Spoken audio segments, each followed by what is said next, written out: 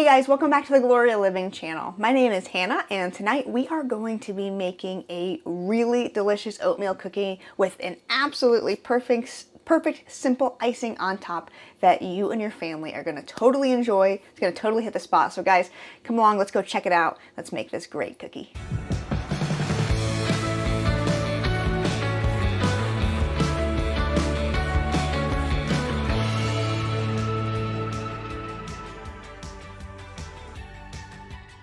Well guys, today it has been so busy. I meant to do a gardening video earlier to put out for tomorrow, and it is just what you'll be seeing. It'll be today for you, but man, the day just got away from me. So we are baking instead. It is nighttime. I never shoot a video at night, but unless I'm really running, I don't think I've really shot one at night, but we're doing it tonight because I wanted to share this recipe with you, and I thought this would be a good time because my day and my gardening stuff just got away from me, and I just did not feel like seed starting right now, although baking cookies might be more work. But I just thought, you know what, instead of making too much dirt in the house and things, we're just going to bake some awesome cookies. Guys, you're going to love this recipe. It is a recipe that I have been kind of on the hunt for, or at least it's been in my mind to find a good recipe to this type of cookie. It's been a cookie that I I crave and love these store-bought cookies, but I wanted to see if I could make it at home and kind of replicate that. And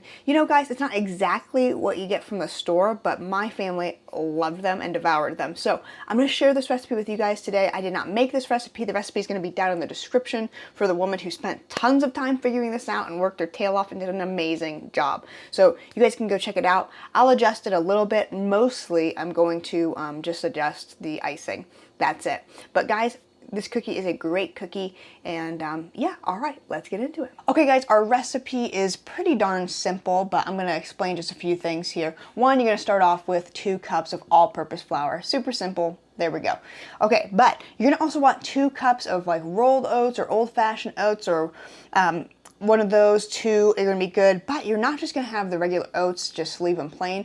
I put them in my Ninja blender because you're going to want to blend these up. You don't want to make like an oat flour as much as you want to have kind of a mix of oat flour, chunks of oats and things, and that gives it a little bit of a texture. It changes it from being just a plain oatmeal cookie texture, but you also don't want to totally lose the oatmeal texture at all, so this gives it a good mix. I put it in my Ninja blender. I have a little bullet type blender, but it did not work well, and I forgot that I really needed the Ninja, so a bigger blender makes that easier. Okay, also a half a cup of just regular white granulated sugar, 1 cup of brown sugar, that could be light or dark brown sugar. We're also going to have 1 teaspoon of baking soda, half a teaspoon of nutmeg, 1.5 teaspoons of cinnamon, 2 eggs, 2 teaspoons of vanilla extract, 1 tablespoon of molasses, and then 1 whole cup of butter, or 2 sticks of butter. You don't want that room temperature, so we can cream together our butter and our sugar and eggs. And before we go over to the KitchenAid, let's just mix over our dry ingredients. So I'm going to put the oats, the 2 cups of the oats that have been blended, they're going to go right in together. And then I'm also going to add our 1 teaspoon of baking soda, 1 teaspoon of salt, 1.5 teaspoons of cinnamon, and half a teaspoon of nutmeg. And I'm going to mix this all in and just get that really evenly distributed, because when we go over to the KitchenAid and we cream all this other stuff together, we want this to be just nice and evenly distributed so that we don't have clumps of salt or baking soda or whatever in our cookies. Okay, so we're going to start with putting our butter in here into our KitchenAid mixer.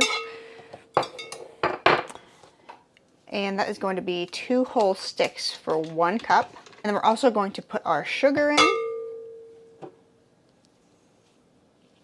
We're going to mix this for about 2 minutes until it is all creamed together and is really incorporated.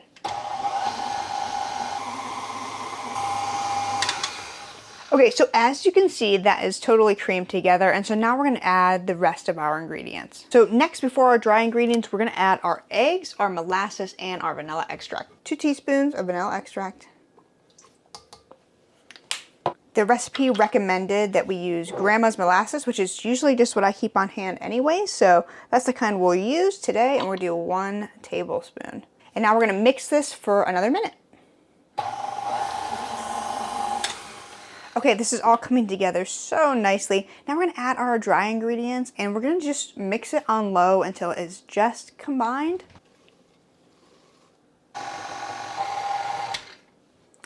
Okay, so now that our dough is actually done, it has to chill for at least 45 minutes. So I'm gonna stick it in the fridge, let it chill for 45 minutes. We're gonna bring it out and put it in the oven. I am going to preheat the oven while that is chilling at 350 degrees, so that can warm up while our dough chills. Guys, I hate making cookies where you have to chill the dough. Like I don't like doing that at all. I'm always in a hurry, I feel like, but these cookies are totally worth chilling the dough, okay? I was dedicated to trying to make these at home, so either way, I was glad that I gave it a try. So chill them for 45 minutes at least, and yeah, we're gonna come back and we'll bake our cookies.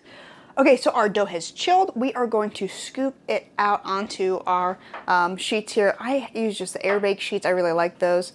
This is a medium scoop that I'll be using, and I like to get them really like kind of as perfectly kind of circular as I can, just so really even. They do spread out really nicely, and as long as nothing's clumped up, they spread out into a good perfect circle. So we are going to get these rolled out, and then we're gonna put them in the oven at 350 degrees. Okay, so these are gonna pop in the oven for about 11 or 12 minutes until the edges are slightly browning. You'll see them spread out. 11 or 12 minutes should be good, and once they are done, we will pull them out and let them cool. That's when we will add the icing. Okay guys, we just pulled these out of the oven and they did great. As you can see, one or two of them have spread out, and I think what happens is I just don't, I had that happen last time, not as many or not on the first ones. I think what happens is if you don't really well incorporate the butter, sometimes one of the cookies or two of the cookies or a few might get a little bit extra and it just spreads more. So just be careful of that when you do it. I think I've just not been thorough enough. So anyways, we'll let these sit for a minute on here, but then I'm going to move them over to the cooling rack. And once they really completely cool, that's when I'll put the icing on, and I'll show you how we do that next. So I'll show you how to do that icing, and I've got 3 or 4 more to go into the oven of pans of these, so we'll probably get around 4 dozen of these, so plenty to go around. Okay guys, so we are gonna start our icing, and the only thing I'm changing about this is that I am going to add, I'm gonna make it like half. I'm gonna half the recipe because I had a ton left over and I just felt like it was a little bit of a waste. So I'm going to just half the recipe, and so I'm going to do 3/4 a cup of confectioner's sugar. And my guess is that I will still have extra, but at least not so much extra. And then 1/8 of a teaspoon. It was 1/4 of a teaspoon. Like I said, we're halving it. So, I mean, I'm just gonna put a few drops in there. And 1 tablespoon of milk.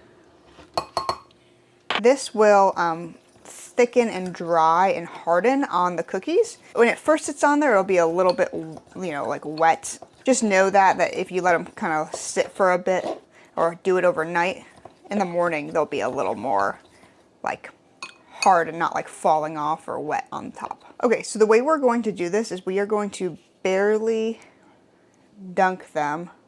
I'm just taking the cookie and I'm going to dip it upside down in the frosting. And honestly, I just want to barely dip it in there. And that's where having this textured cookie comes in handy, so that it covers it a little bit, but I don't want it completely covered. Let's try another one. To dry.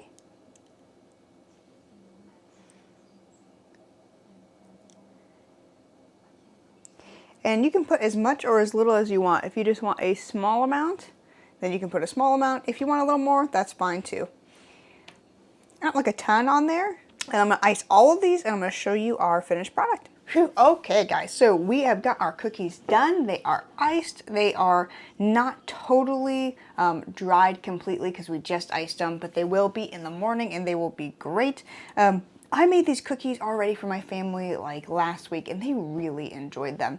I know they're gonna enjoy more. My kids already knew I was making them tonight. We're already asking, can I have one of those tomorrow?